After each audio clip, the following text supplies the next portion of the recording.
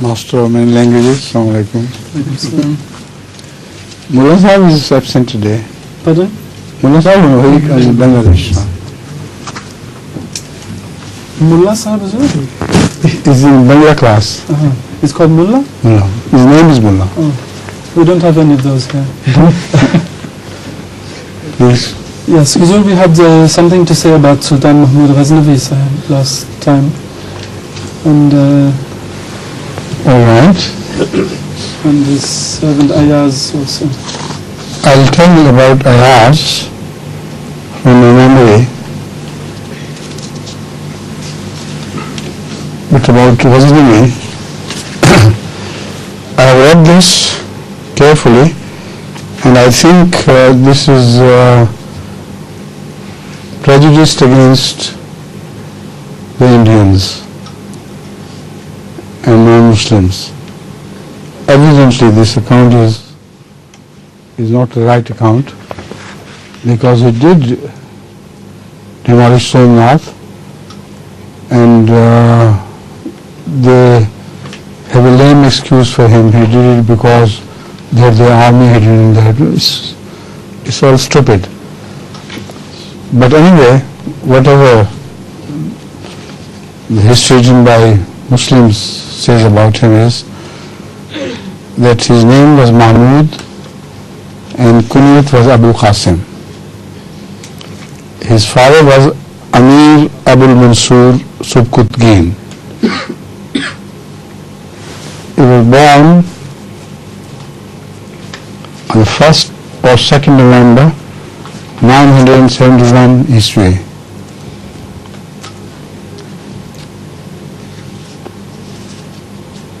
The mother of Sultan Mahmud was a noble's daughter from Zabalistan. His education was by Qazi Abu Nasr.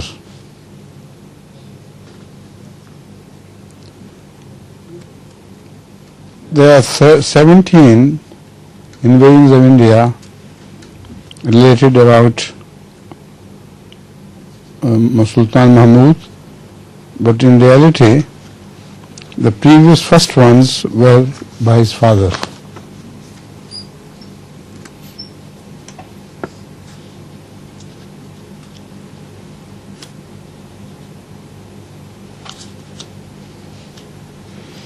He used to participate in the war along with his father in the first 2 or 3 cases. In the first 2 cases. And the third invasion took place after the death of his father, and it was against Raja Jaipal. Now again, there is an lame excuse that Raja Jaipal used to secretly aid Karamata, the rivals of Sultan Mahmud. 6th invasion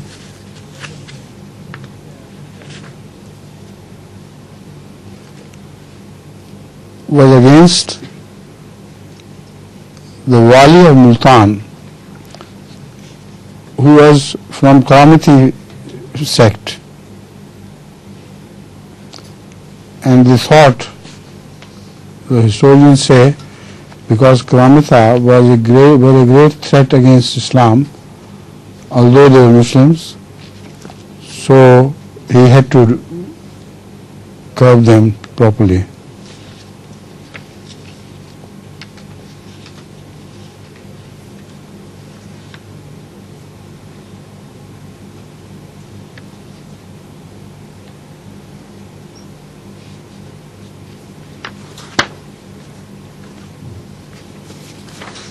Now against a Muslim he invaded, and after conquering the fort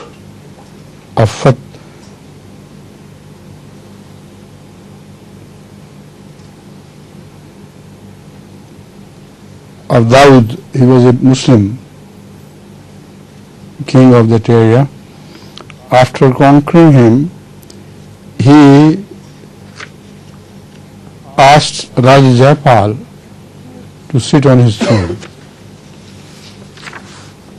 And now, about what is the misuse? His name was Raja Jaipal. He had become a Muslim. So in place of a Muslim, he offered someone to deputize him who had become a Muslim.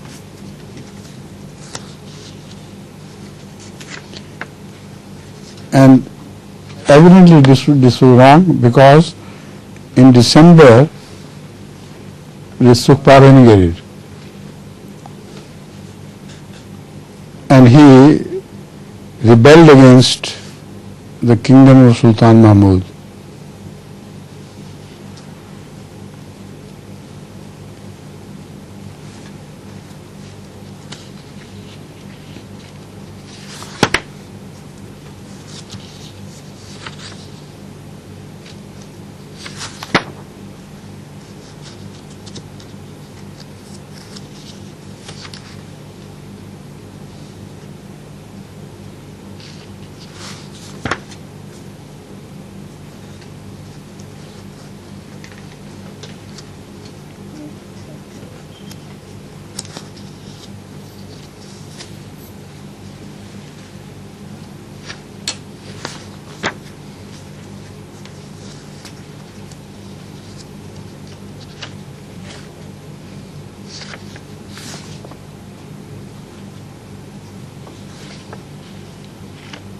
About the 15th invasion, he said that he invaded Sawat and the valleys around.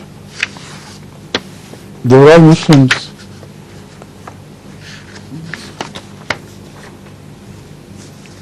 And he did it, according to the historians, for the sake of spread of Islam. All lame excuses. There is no need of any excuse, because in those days this was a custom. Whoever had power, he would invade other countries. And this was a simple case of the custom of the days, where kings used to conquer other areas, Christians or atheists, everybody did the same thing.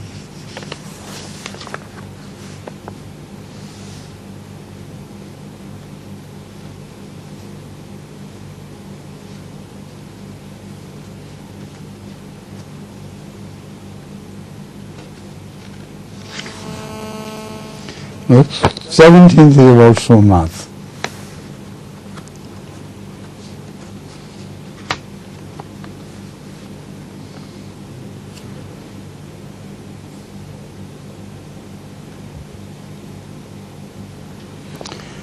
Again, the secret preachers of Karamata, according to the historian, had gone and taken shelter in Somnath.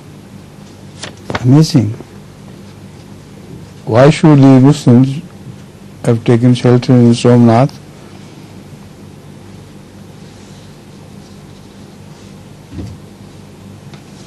And they were clearing the path for the Fatimi government of Egypt. So they were doing it again for the sake of Islam. The Fatimi government was on throne in Egypt.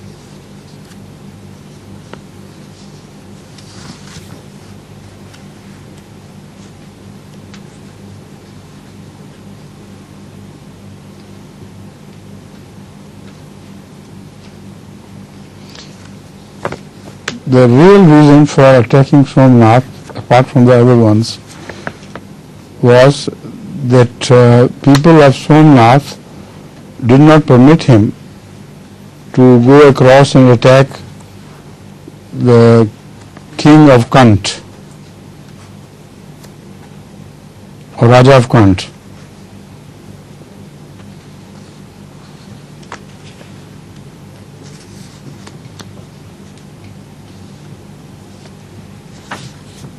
So all this is distorted history. Like nowadays they are writing history about Pakistan and how it came into being. Everything about history is being distorted by the medieval historian, the medieval type historians of Islam, unfortunately. The story is about Ayaz.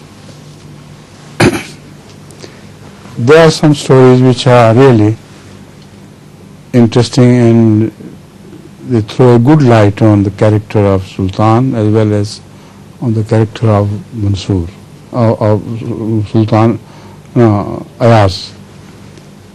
Ayaz was a slave, a very poor slave, who was employed by Sultan Mahmud and was liberated after noticing that he was exceptionally intelligent.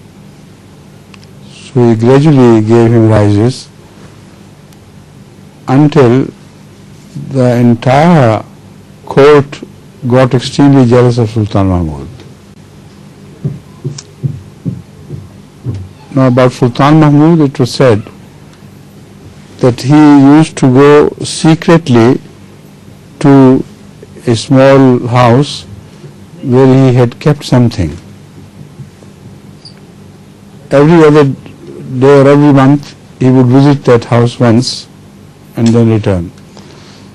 So the spies set against him reported this to the other ministers and they reported it to the king. You think he is a very trustworthy slave of yours, but this is what he does. He has deposited all the wealth of the palace, golds, etc., and jewels in that house. So suddenly Sultan Mahmud decided to invade the place along with the other courtiers. Now when they took him along and asked him to open the door, he did so and said, "Where is the wealth you have stored here?" He said, "A small bag, that is all the wealth that's in it." So they opened it and it was full of filthy clothes and rotten shoes and all the dirt that you can think about. Everybody was amazed. Sultan asked him why. He said, "This is the dress I came in. I came in wearing when I was best to your service. And this is the dress I'm wearing now, which you gave me. So I used to visit this place quietly to remind myself that this is Ayaz. Nothing should go into your head. It's your master, Mahmud, who did everything for you." Now, this endeared him further and he made him the chief minister sort of cabinet and their scheme against him kicked back. Another incident is reported in two different versions that once Sultan, उसको क्या कहते हैं, सरदा melon तो नहीं होता ना, melon like, Yes. huh? Sweet melon. Sweet melon. Yeah. Anyway, he was gifted with a big piece of melon. So, by way of honoring him, he gave him the first slice, and he ate it with in such a way, making delicious faces, you know. Beautiful, lovely, what a thing. And Now there are two versions. One is that the Sultan himself tasted it. It was so bitter. He could not swallow. He said, "What is this?" He said, you have been feeding me with all the sweet things of life. I am not that unfaithful that this one bite of a bitter gift you give me, I should say no. That's why I enjoyed it. The second version is that after giving him, while he was eating and enjoying it, he gave one to one of the ministers who was second to him and who took exception to the treatment of the king of this slave. So he tried to eat it and suddenly spat it out.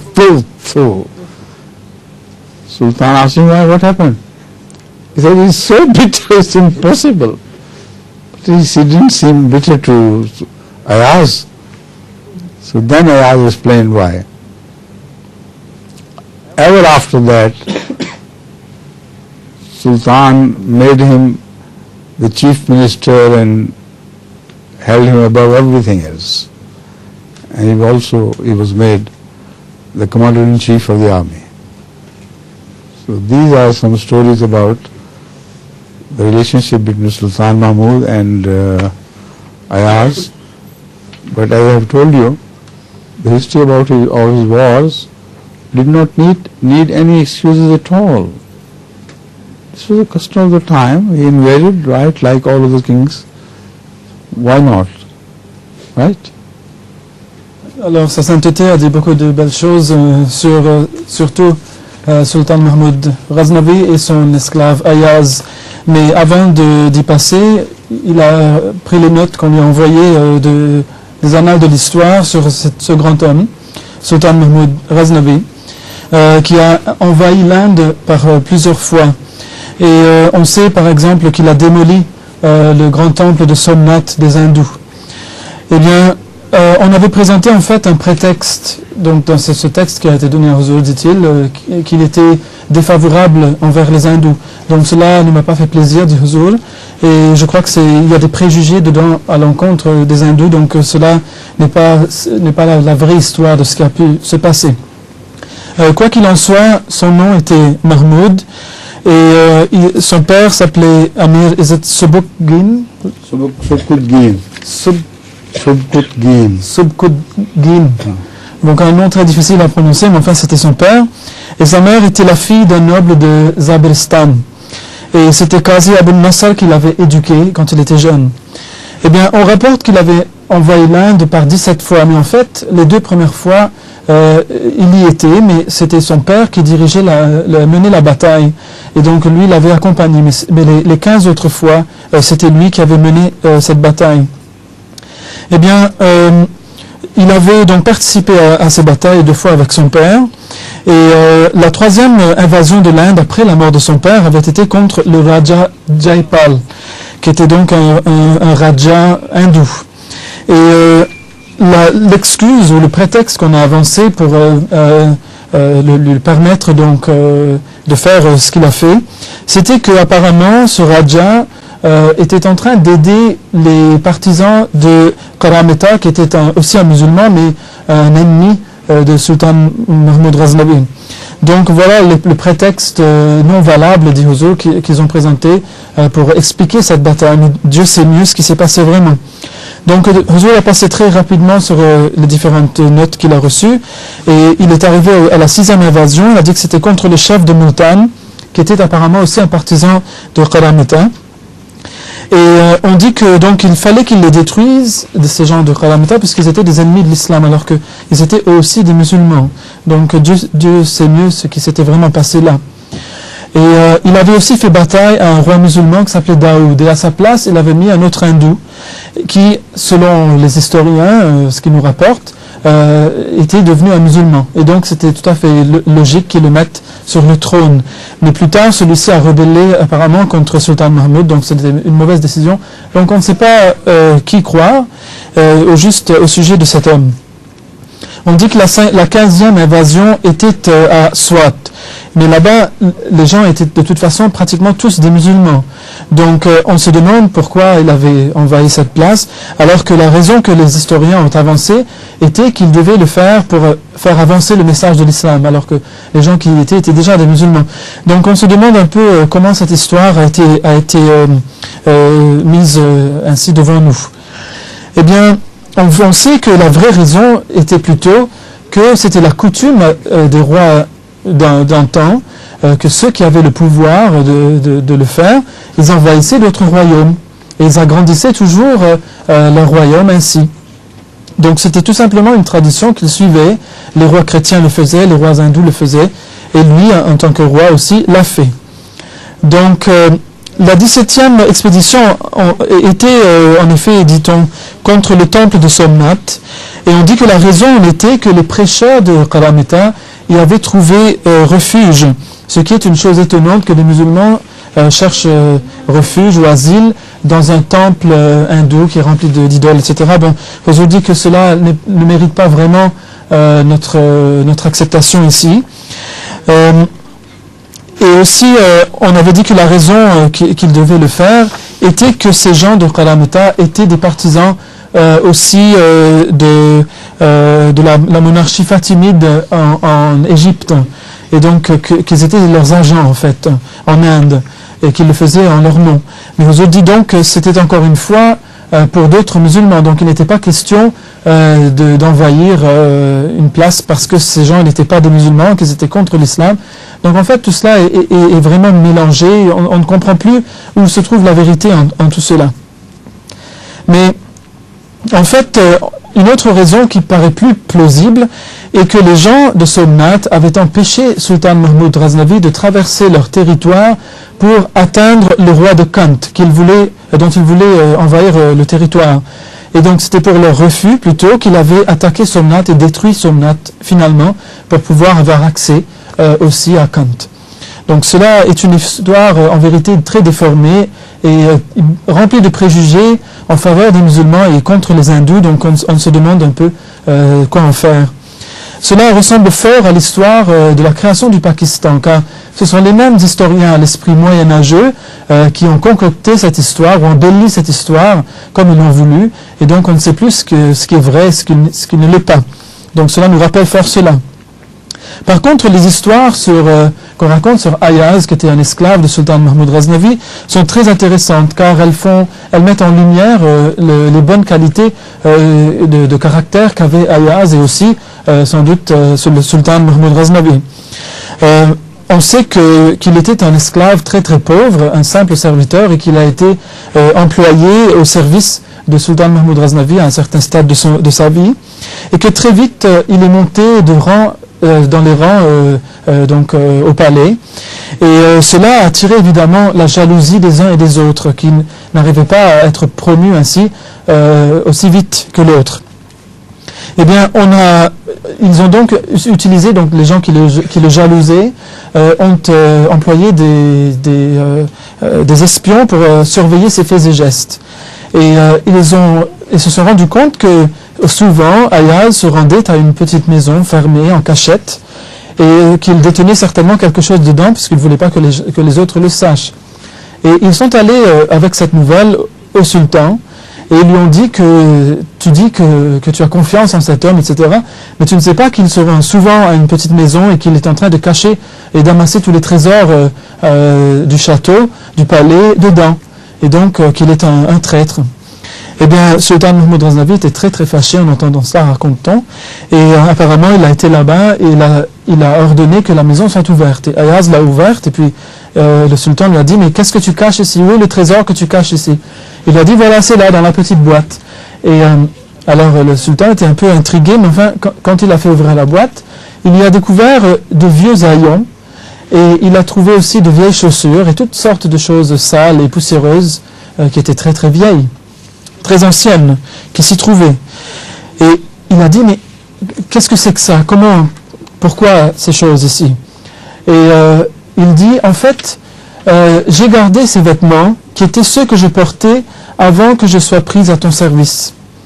Et je les ai gardés afin que je puisse me souvenir du fait que ce que je suis vraiment, la réalité de ce qu'est Ayaz. Pour que cela ne me monte pas à la tête, que maintenant voici les beaux vêtements que je porte, et que maintenant je suis un homme très grand.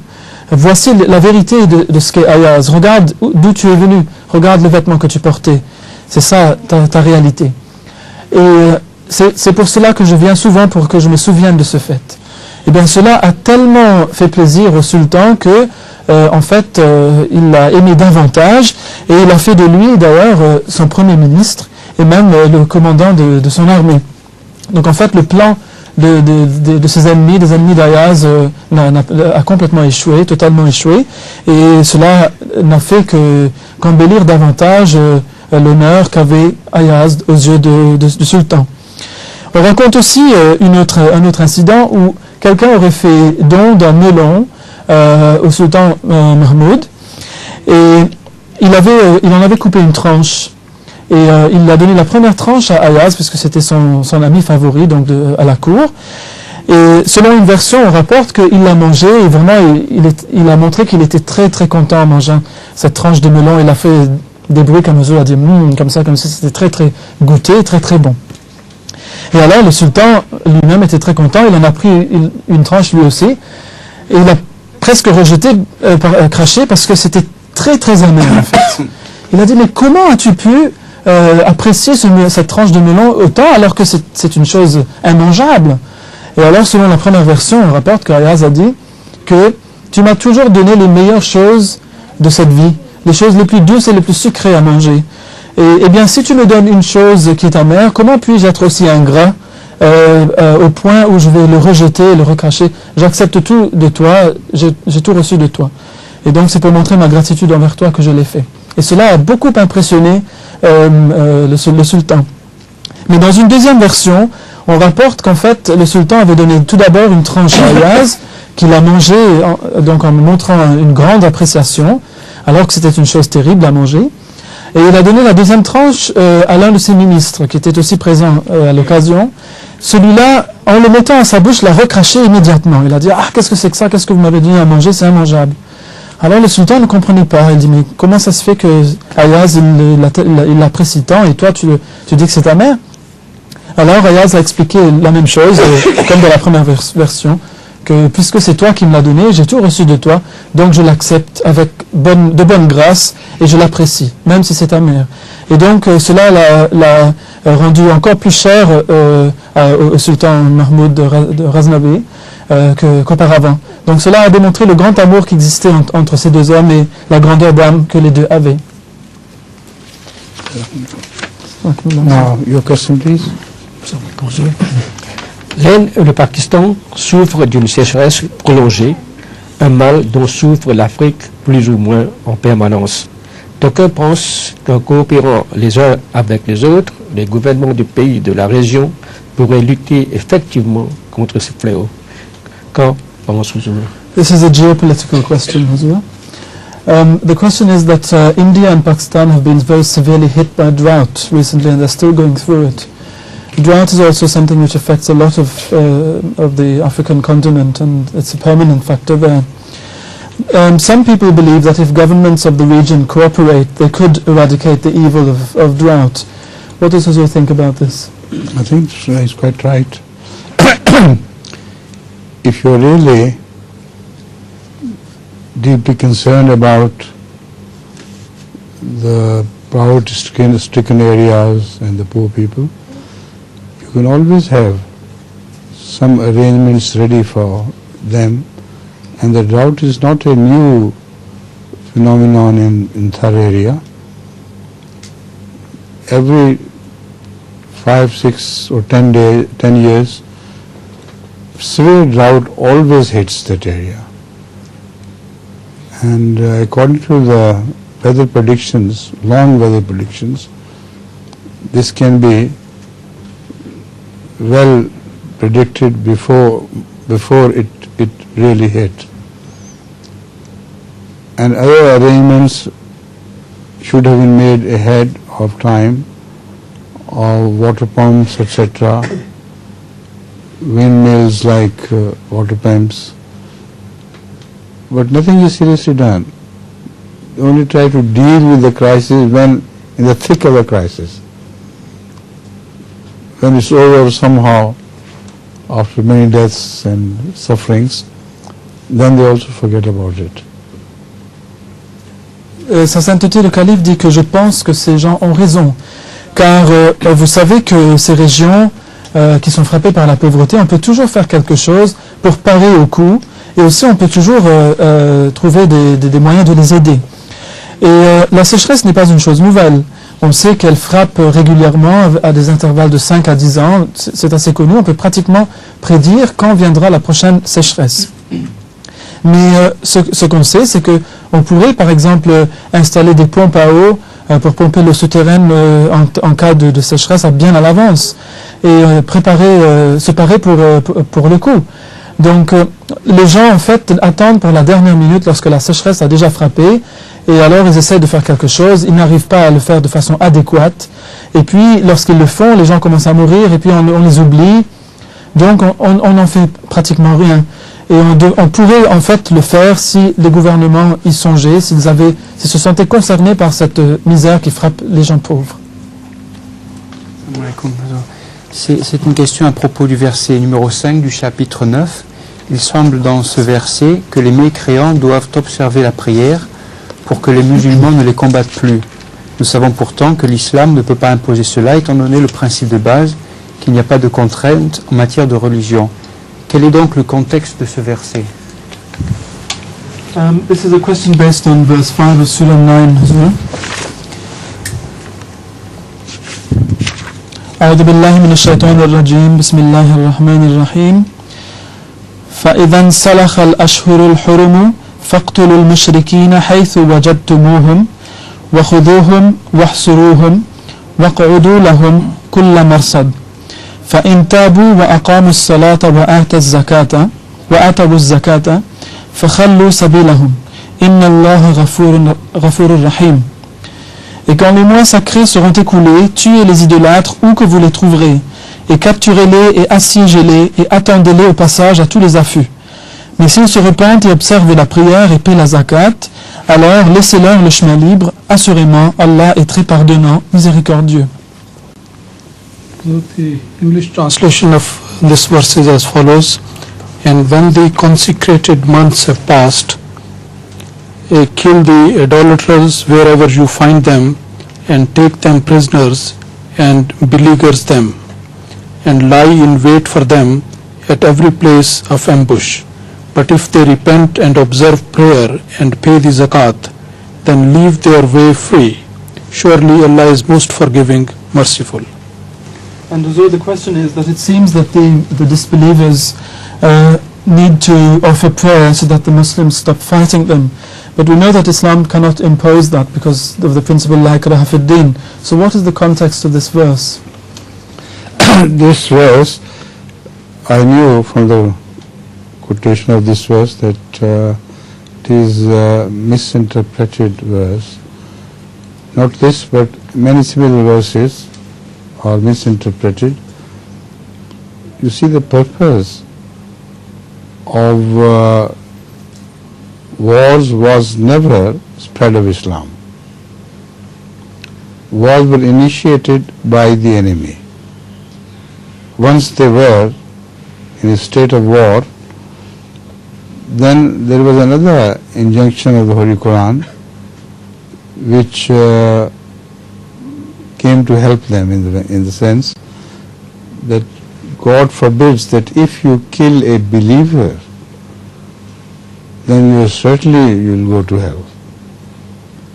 So if somebody says, I am a believer, now can you peep into his heart to realize whether he has done it at the threat of the killing, at the threat of being killed at the hand of a Muslim, or he decided himself that yes, this is true faith.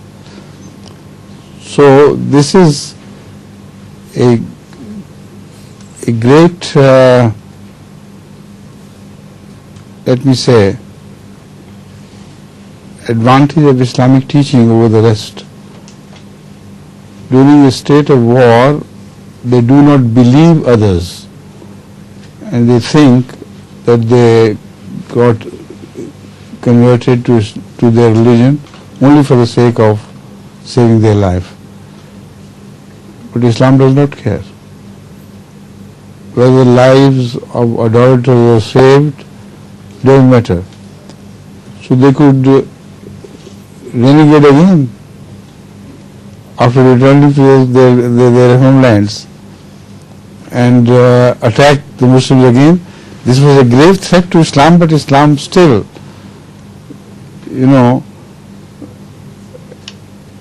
held fast to the dignity of profession. Every person has the liberty to profess as he likes, and this is the true spirit of Islam. Alors, Sa Sainteté dit qu'en fait, ceci est un verset mal interprété, et il y en a d'autres qui sont similaires et qui le sont tout autant.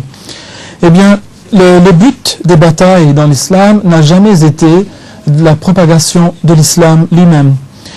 Eh bien, on sait que, en fait, ces batailles avaient été toujours initiées par les ennemis de l'islam. Et c'était pour d'autres raisons donc que les musulmans ont dû se battre. Mais Allah a révélé un verset qui a aidé les mécréants d'une certaine manière, et c'est ce verset-ci, que si vous tuez un croyant, donc vous qui êtes croyant, si vous tuez un autre croyant, vous irez certainement en enfer, c'est une chose garantie. Donc vous n'avez pas le droit de tuer les croyants comme vous-même. Eh bien, dès lors, les mécréants, s'ils se trouvaient dans une situation précaire pendant la guerre, pouvaient tout de suite déclarer leur islam, et dire qu'ils étaient musulmans. Automatiquement, les musulmans, ils le savaient, ne pouvaient plus les tuer. Donc, soit ils le faisaient pour se sauver la vie, soit ils le faisaient réellement, qu'ils étaient vraiment impressionnés par l'islam et qu'ils l'acceptaient. Mais dans tous les cas, cet enseignement-là de l'islam se montrait comme étant un avantage par rapport à ce que les autres religions connaissaient auparavant. C'était certainement un enseignement supérieur, car auparavant, lorsque les gens faisaient des batailles pareilles comme on a vu dans l'islam, ils ne s'en faisaient pas du tout parce que ce que les gens disaient ne les croyaient pas. Donc ils pouvaient faire une profession de foi comme ils le voulaient, ils ne le croiraient pas au niveau de la guerre. Pendant la guerre, ils les tueraient de toute façon. Donc qu'ils croient dans la religion ou non, ils les tueraient quand même. Mais pas dans l'islam. L'islam a mis l'emphase sur la dignité et le fait de maintenir et de préserver la dignité de cette profession, de la profession de la foi. Donc, quelle que soit la foi qui est professée, l'islam donc lui donne toute sa valeur et ne laisse pas les gens léser cela. Donc, en fait, ce verset ne signifie pas, en d'autres termes, que les musulmans sont invités à faire la guerre aux gens jusqu'à ce qu'ils acceptent l'islam, non. Mais au contraire, leur dit de faire la guerre, mais quand ces gens-là disent qu'ils sont musulmans, d'arrêter. Bien sûr, ils auraient alors l'occasion de devenir des renégats, d'abandonner des apostats, donc d'abandonner l'islam après la guerre, lorsque la guerre est finie. Mais cela est un risque qu'ils étaient prêts à prendre, puisque l'islam met l'emphase et souligne l'importance de sa dignité, de la profession, et donc de la foi. Et donc c'est une chose à préserver. Salam alaikum. Ouais, Ma question, je veux demander, pendant 3 jours, Jésus il était à la coma. Qu'est-ce qui est passé pendant 3 jours là? My question is, Huzur, that Jesus Christ, may peace be upon him, was in a kind of a coma for about 3 days and 3 nights. What happened to him during that time? When you are in a state of coma, then only Allah knows what happens to you. How can you read his mind during coma? Here, there are so many cases of people going into coma, nobody can know. But he did not remain in coma for 3 days and 3 nights. This is wrong. He went into coma for only a little while, and then he was treated with what we call the ointment of Jesus and Maryam Isa, and he recovered very quickly. Then he rested in the cave. The sepulchre was in the form of a small room like a cave. People could go in and sit there. So it is reported that Jesus came from coma not very many hours afterwards. Only he remained in coma for a few hours. And then he rested for a while, and then when he was able to walk, then he walked having support of his two assistants on the right and left, putting his hands on their shoulders. He slowly walked away from the cave. Alors, sa sainteté dit que, en fait, lorsqu'on est dans le coma, il n'y a qu'Allah, que Dieu, qui sache ce qui est en train de se produire au niveau de l'esprit de la personne dans cet état comateux. Personne ne peut savoir juste ce qui est en train d'y arriver. Mais en fait, il n'est pas resté dans le coma pendant 3 jours et 3 nuits. Il est entré dans l'état de coma, il y est resté pendant très peu de temps, il en est sorti plus tard. On l'avait mis dans un sépulcre assez large, car plusieurs personnes pouvaient s'y asseoir aisément. Et on lui avait administré la célèbre pommade qu'on appelle Marham Isa, c'est-à-dire la pommade de Jésus, qui a été reprise plus tard et utilisée longtemps après lui, qui comporte différents ingrédients, qui est assez intéressant d'ailleurs. Mais cela pour guérir ses blessures. Et il est sorti très vite de l'état comateux, on l'a guéri de ses blessures, on a commencé à le guérir de ses blessures. Et quand il s'est senti assez fort pour pouvoir sortir du sépulcre, il est sorti en s'appuyant sur 2 personnes et ils l'ont transporté dans un lieu sûr. Donc en fait, voilà ce qui s'est passé au niveau du sépulcre de Jésus. Ma question est basée sur le chapitre 16, verset 126. Pour les gens qui sont très éloignés de la religion et de Dieu, comment interpréter Jadilhum billati hiya ahsan? So this question is based on Jadilhum billati hiya ahsan, and it is for those people who are very, very far away from God, from religion. How can we interpret this or use this verse for them in particular? Awesome means anything which is attractive and beautiful. So, for every man, there is something which can attract his attention. So always try to preach in the best way, with kindness and with persuasion, but keeping in mind the nature of the person you are addressing. So he may like a certain thing which others may not like. So try to enter him through that door which is in every person. If you know the person, you can rightly go into his heart. So this is the meaning. Billati Hasan. Don't try to raise quarrel. Just without quarreling, without argumentation, try to tell him the best points about Islam. Alors Huzur dit qu'en fait le terme ahsan signifie toute chose qui attire et qui est belle. Et donc on sait que toute personne a quelque chose qui l'attire. Et la meilleure façon donc de l'attirer vers l'islam, vers Dieu, c'est d'essayer de trouver quelle est la nature de cette personne. Et si vous connaissez la personne, vous comprendrez quelle est la porte de son cœur par laquelle vous pourrez entrer en lui et gagner son cœur. Donc cela, vous pourrez le faire si vous apprenez à connaître la personne. Mais il faut éviter toute argumentation ou des débats qui ne mèneraient pas la personne à accepter une chose qui est belle pour elle. Donc il faut plutôt chercher à connaître sa nature et alors trouver la chose qui l'attire. La loi anti-Ahmadiyya n'a toujours pas été révoquée. Pensez-vous que c'est un signe du pouvoir du lobby des mullahs au Pakistan? The anti-Ahmadiyya law has still not been repealed in Pakistan. Does Huzur believe that this is a sign of the ongoing power of the lobby of the mullahs in Pakistan? I think it is. Very much so. They are now riding the military.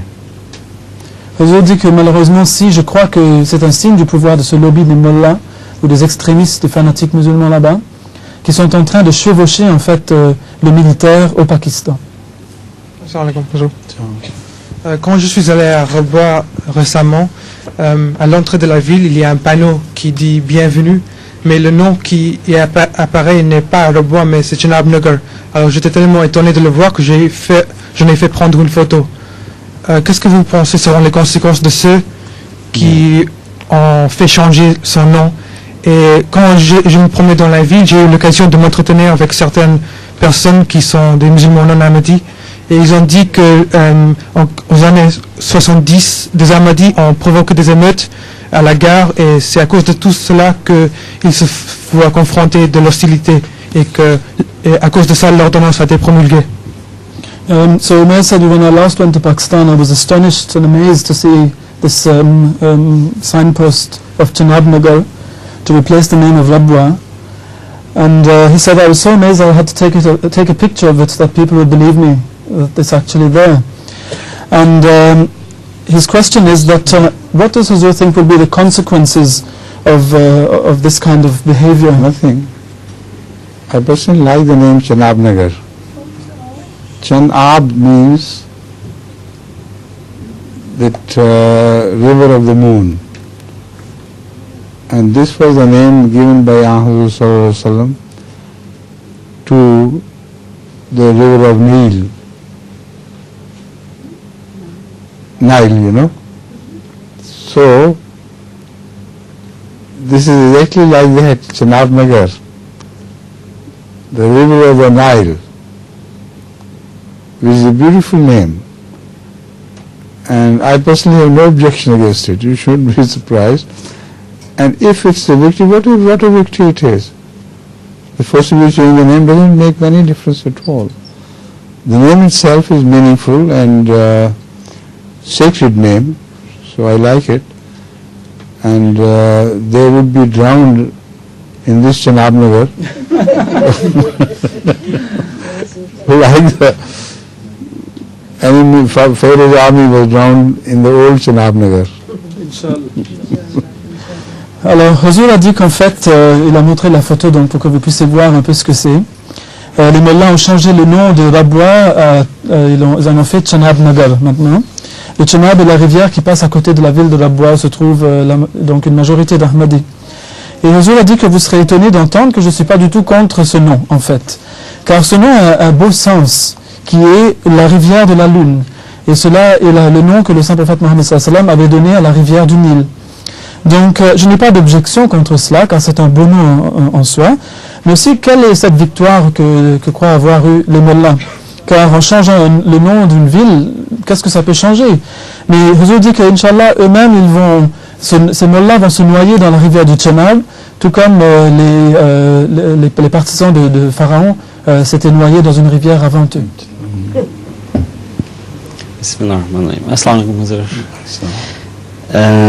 Si Allah savait par avance qu'Iblis allait refuser de se soumettre à Adam, pourquoi lui a-t-il quand même ordonné de la faire?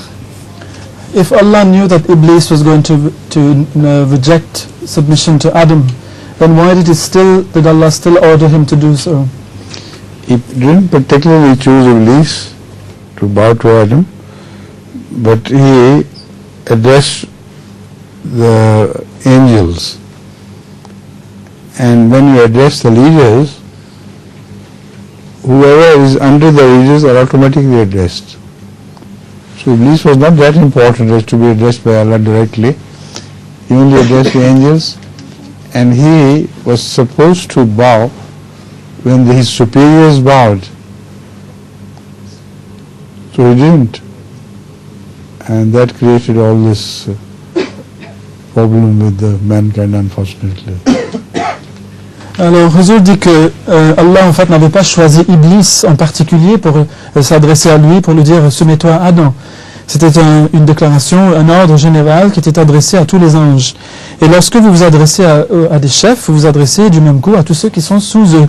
Donc Iblis n'était pas aussi important que de recevoir cette adresse, cet ordre à lui seul. Mais donc, à cause de sa nature, il a refusé de se soumettre à Adam, mais cela n'était pas dirigé seulement vers lui.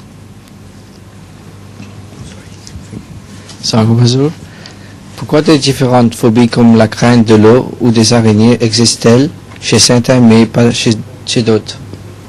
Huzur, why do certain people have phobias like, for example, arachnophobia, the fear of spiders, or hydrophobia, the fear of water, and so many other things, whereas some other people don't have them? What is the reason for that? I think it's because of some early childhood fears. Some children are afraid of insects because they might have disturbed them, particularly during their childhood. So the phobias always go into the subconsciousness of such children, and when they grow up along with this phobia. Je vous dis que je pense que cela a à voir en fait avec les craintes qui naissent dans l'enfance. Certains enfants, par exemple, ont de mauvaises rencontres, on peut dire, avec les insectes. Et donc, ils se souviennent de cela et cela affecte leur subconscient et plus tard leur vie adulte. Assalamu alaikum. Le saint prophète sallallahu alayhi wa sallam avait dit que les graines d'oignon sont un remède pour toute maladie hormis la mort. Est-ce un véritable hadith? Et est-ce que Huzur recommande-t-il de l'utiliser? Oui, et je l'ai ramené ici. Oui, si on pouvait le passer. There's a hadith, Huzur, which is well known, in which the Holy Prophet Muhammad sallallahu alayhi wa sallam said that the black seeds are a cure for every disease except death. Black seeds, kalbanji. Kalbanji, yes. Yes. And this is, for example, one type of the black seed oil which is being sold with a lot of praise on the box.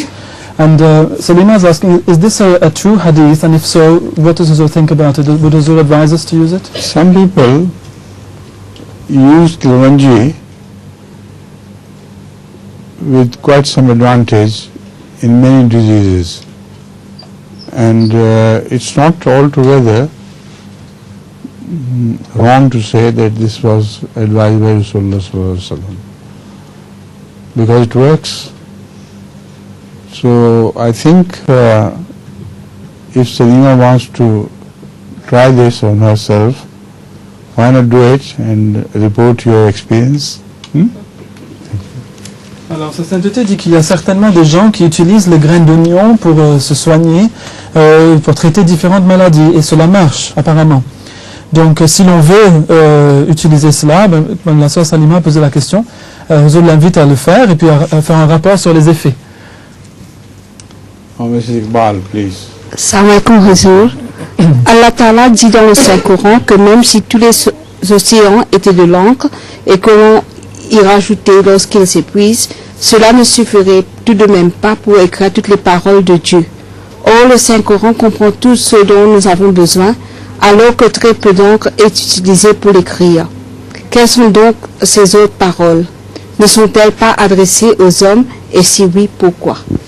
In the Holy Quran, Allah says that if all the oceans were ink and they were replenished after their use to write down Allah's words, then they would run out and Allah's words would still be there to be written.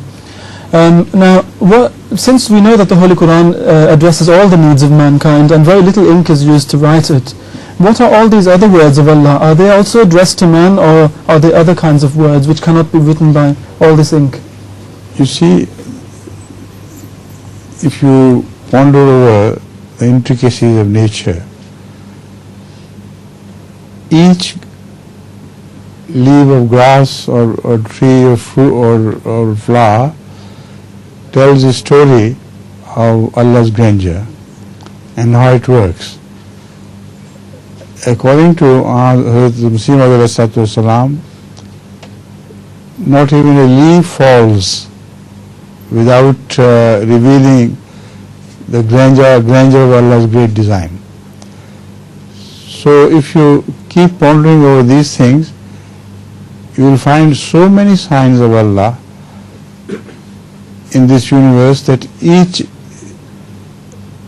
animal, each tree, each plant, each flower, each fruit tells a tale of Allah's glory. And then convert your gaze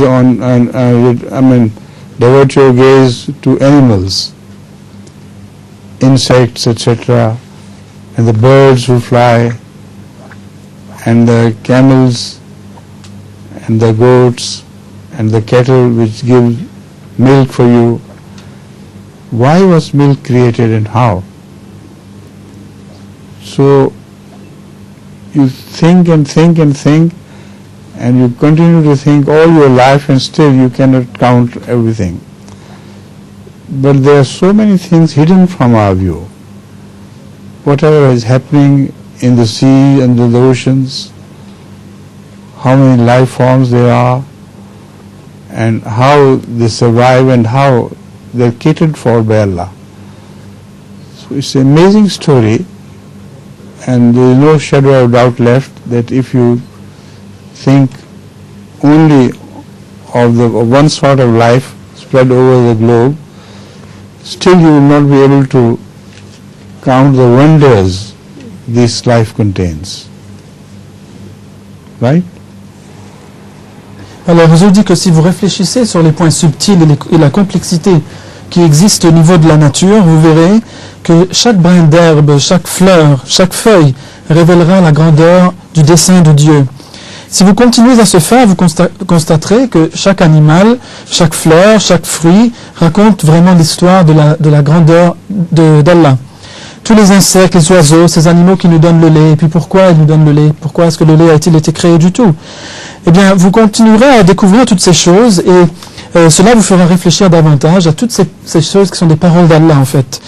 Et il y a encore beaucoup de choses qui sont cachées, comme les bêtes qui habitent au fond des océans, beaucoup de choses que nous ignorons encore, et comment Dieu s'occupe de leurs besoins, comment ils subsistent entre eux, etc. Donc toutes ces choses sont sujets à beaucoup d'émerveillement, et toutes ces choses sont les paroles d'Allah qu'on ne peut écrire, même si on essaye de les écrire toutes. Who is this lady? Yes, this lady is Mrs. Hafida Bagelu from Mauritius. She's currently living in England, and she has a very short nazam she'd like to read. Since how long? Depuis quand? Pardon? About 20 years. 20 years ago. Yes. A lot of time I met you was forgotten. So we have time either for nazam or for question. Okay. It's her choice. Si vous voulez, on peut poser nazam ou bien question. No. Nazam. Okay, nazam.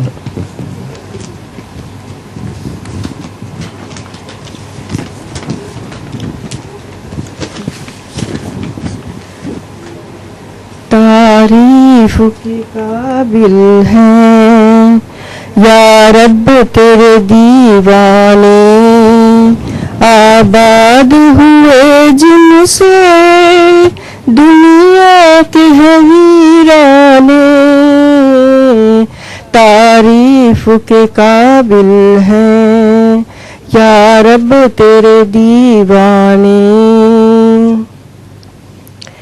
कब पेट के धंधों से मुस्लिम को भला फुर्सत कब पेट के धंधों से मुस्लिम को भला फुर्सत है दीन की क्या हालत ये उसकी भला जाने तारीफ के काबिल हैं या रब तेरे दीवाने या रब तेरे दीवाने जो जानने की बातें थी उनको भुलाया है जो जानने की बातें थी उनको भुलाया है जब पूछे सबब क्या है कहते हैं खुदा जाने तारीफ के काबिल हैं या रब तेरे दीवाने या रब तेरे दीवाने